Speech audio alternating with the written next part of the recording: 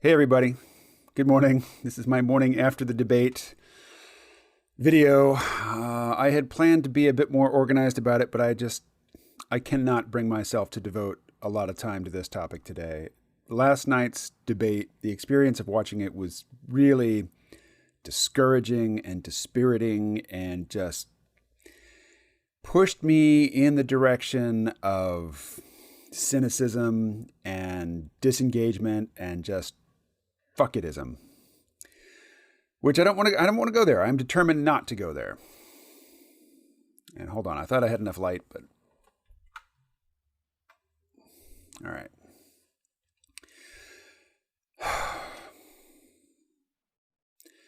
So, here's the good stuff.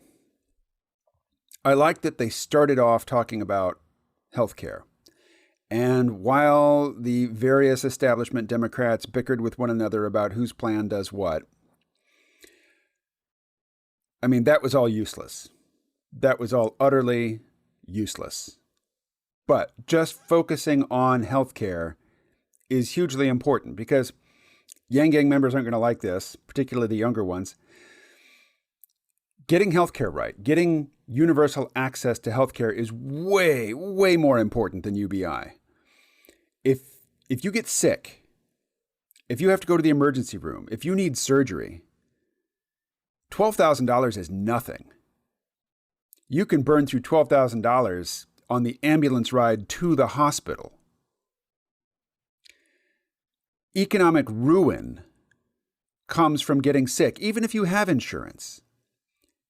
Having to interact, involuntary interaction with the so-called healthcare system in this country is what takes people out of the middle class and forces them into poverty.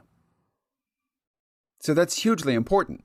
But what none of the candidates, including Andrew Yang, but he, granted, didn't really have much opportunity to weigh in, what none of the candidates grappled with or even acknowledged is that so much of what drives the just brutal, cruel, ruinous nature of healthcare in the United States is manufactured scarcity, artificial scarcity, particularly with expert systems and AI getting better than human doctors at diagnosis.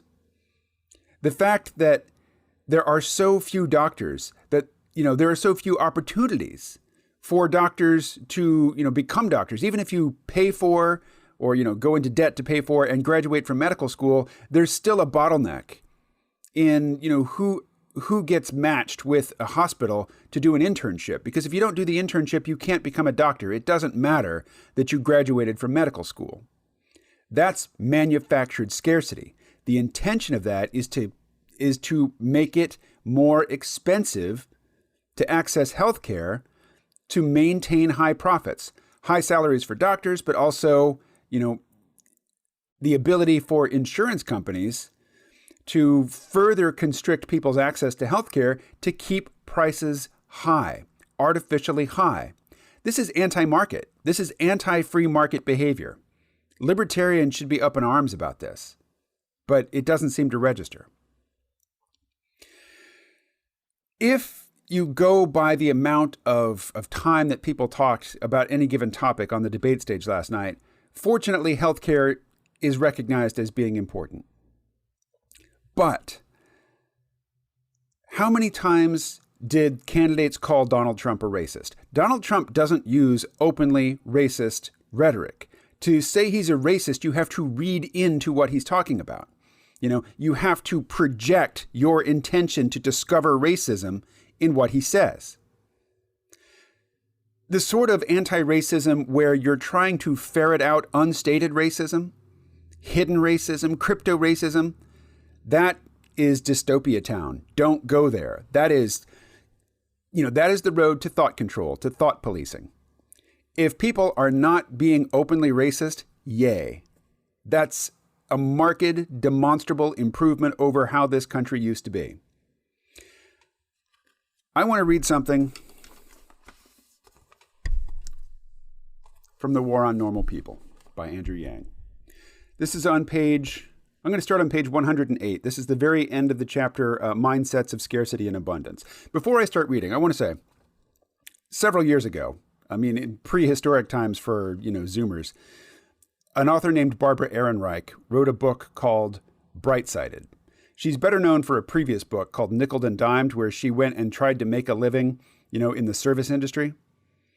And she gave herself the advantage of, already having a car and a place to live. And she worked, horrible jobs like housekeeping in hotels, just to, see how the poor get treated by their employers and how much of a subsidy working poor provide to middle-class people in terms of, providing services at undercompensation rates. But after that, she wrote a book called Bright-Sided, where the message of the book is, in the United States, we are called upon to force ourselves to have a super bright, optimistic attitude. And if we fall into despair, even if our despair is justified by our circumstances, we bear the burden of not having the right attitude. We get the moral condemnation of having the attitude of a crybaby, a complainer, a loser. So Andrew Yang addresses this in The War on Normal People, talking about mindsets of abundance and scarcity. If you get into The Secret or some other sort of quasi-mystical get-rich-quick, product, you will be encouraged to adopt a particular attitude. And really ugly versions of it say, oh, go into debt, fly first class, even if you can't afford it, because then you're going to, just being in first class is going to give you that first class mindset and opportunities will open up for you. That is vile. That is vile advice. People have the mentality that they have because of the environment in which their mindsets were formed.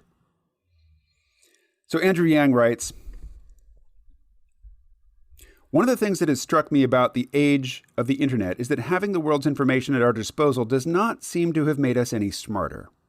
If anything, it's kind of the opposite. Most of us find ourselves struggling with scarcity of time, money, empathy, attention, or bandwidth in some combination.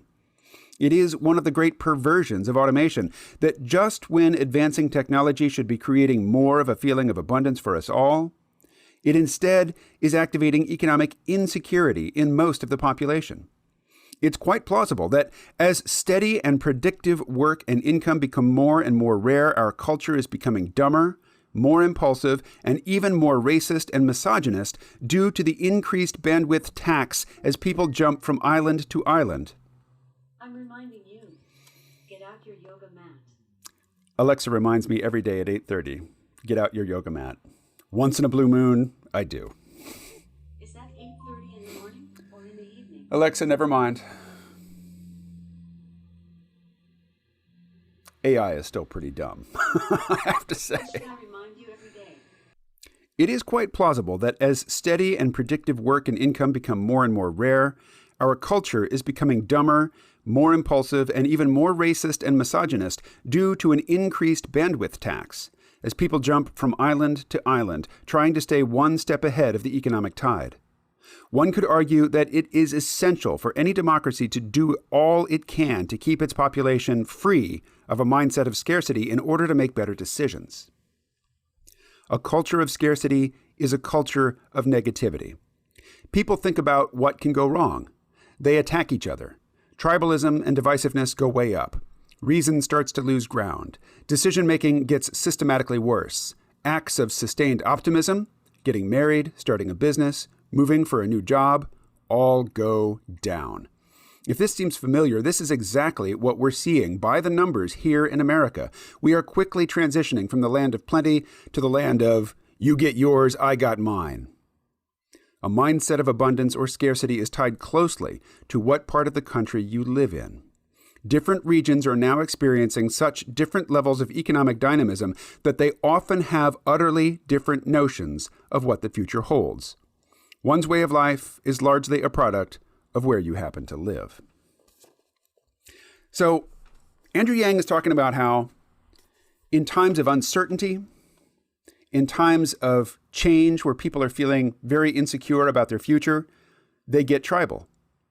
And this focus on the left, which irritates me to no end, of denouncing the racism of certain tribes who are becoming tribal because of economic insecurity. Here's the cause: economic insecurity. Here's the effects: widespread negativity. Certain tribes of people have been conditioned by their past experiences to go to a racist place when they're feeling insecure. And the privileged leftists say, oh, the problem is the bad attitudes of this particular segment of society. No, the problem is the widespread insecurity which causes people to go tribal. Both sides of my family come from Ireland, but my mother's side has been in the United States for much longer. My father's mother was born in Ireland.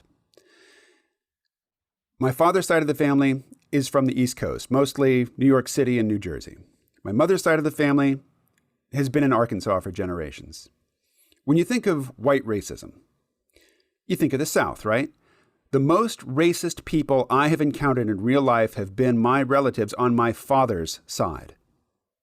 Why would Irish Americans in New York City and New Jersey be more racist than Irish Americans in Arkansas? I can't say for sure, but my guess is because the Irish on the East Coast, who are closer to actually being from Ireland, experienced a lot more prejudice from other white people than have the Irish who have been here longer and who are in the South. They're just white. They're not really considered, Irish so much anymore. Even, 80, 90 years ago, my mother's side of the family, they didn't really have to struggle with the stigma of being Irish. But my father's side, the Irish Americans on the East Coast who were in some cases fresh off the boat and in other cases one generation removed from being fresh off the boat, they did take refuge in racism because in doing so, they were asserting that they were white. There was a time when Irish weren't considered white. There's a sign on a bar in Brooklyn near where I used to live, and it's kind of a joke, but it's a holdover. I mean, the sign says, "No dogs or Irish." There were such signs on businesses in New York City within the lifetime of my grandparents. Their racism, their anti-Black racism, was their defense mechanism against the cultural prejudice that was directed at them. That was their way of asserting, no, I'm not at the very, very, very, very bottom. I'm at the second to the very, very, very bottom. Yes, I'm Irish, I'm working poor, but at least I'm not Black. To get all high and mighty about racism, which is a defense mechanism of pathetic people, and to ignore the economic insecurity, which is the cause of the flare-up of the racism, is either obtuse or it is deliberately dishonest. And I have no respect for it, and I will not tolerate it. I will not tolerate it. If you come to me with this in real life, this is where my politeness breaks. Okay, enough on that topic. There are other things that I wanted to talk about. A related topic, though, is, Andrew Yang's signature policy, UBI, is a response to the changing job market, to the fact that we're moving into this gig economy where, having a reliable place to go and do work for pay and benefits is not the sure thing that it was in the latter half of the 20th century in the United States. It is a privilege now. It is a daily expected condition of a privileged class. If you don't ever have to deal with the IRS because your employer just takes taxes out of your paycheck and once a year you get a little bonus because they took too much and they give you the excess back, this is a sign of your extreme privilege. Because people living in the gig economy who don't do W-2 work, who fill out a bunch of documents, they have to deal with the IRS. And they might be making a hell of a lot less than you are with your one source of income, but they still have to set aside a much higher percentage of their income to satisfy the IRS. If you are in that situation where you don't have to worry about it, it's just taken care of for you, but you get all high and mighty about racism, office of white supremacy. Cory Booker, I was never going to vote for Cory Booker. Never. And I was actually impressed with some of the things he said last night. But ignoring a shifting job market, ignoring the cause of all this social insecurity, this splintering, this factionalism and tribalism, and just focusing on the ugliest aspects of what the poor white crackers in West Virginia do when they're feeling insecure, that's just vile. That is vile. And so this brings me to one reason why Andrew Yang didn't get to speak much last night, because the topic of job insecurity, particularly the topic of automation and artificial intelligence, it never came up. Nobody wants to talk about it because nobody has anything to say about it that is at all informed except Andrew Yang. And to prevent him from shining on stage, you have to avoid that topic entirely. Did anybody notice that this is the second debate in a row where one of the very few questions that Andrew Yang got was about China? I wonder why they're asking Andrew Yang about China. Is that not racist? How is that not racist? Let me point out, Andrew Yang's parents were immigrants from Taiwan. Taiwan is not, despite their claims, despite the claims of the People's Republic of China, it is not China. It is a different country. Has been for a good long time. Andrew Yang is not from mainland China. Andrew Yang is from the East Coast of the United States. He is as American as I am. But his parents aren't from the China of Xi Jinping. They're from the very democratic, freedom-respecting Republic of China, otherwise known as Taiwan. I understand a lot of the American electorate don't understand the difference. It's a significant difference. Okay, bringing it in for a landing here. Andrew Yang got locked out of last night's debate. He was on stage, but thoroughly ignored. And the most ironic part for me was when, I don't remember the names of the debate moderators, but the one black woman debate moderator was talking all about racism. I mean, that was her focus. Completely ignored Andrew Yang's presence. Didn't acknowledge him, never said his name once. He didn't get to speak to that topic. When Andrew Yang did get to speak on the topic of medicine, on the topic of campaign finance reform, he and Bernie Sanders were really the only two candidates who identified the problem of oligarchy. Now, Andrew Yang didn't use that word. That's not part of his stump speech. He's being much more approachable, much more understandable. He's not being wonkish, whereas Bernie Sanders is from a different age. But really, what they're both talking about is oligarchy. Money rules. The system, the political system, which takes the appearance of electoral democracy in this country, is a system that has been thoroughly infiltrated and overtaken by money and moneyed interests. We are ruled by the rich. We live in an oligarchy in electoral democratic drag. That's the problem. Lawrence Lessig got it, but he was never a viable candidate. I saw a poll on Twitter. I looked for it this morning. I wanted to take a screenshot, but I couldn't find it. But it was a poll from a few days ago. And it said, if Andrew Yang drops out, where does your support go? And it listed all the candidates. But then the last option was, I'll just go back to being disengaged. And that was the answer that got, the lion's share of the votes. Andrew Yang is bringing people into this process who are disaffected, disengaged, don't care about politics, are very rational in their understanding that their opinion doesn't matter because they don't have money. I selected Bernie Sanders in that poll because I haven't checked out. I'm not thoroughly disaffected. I'm just pissed off.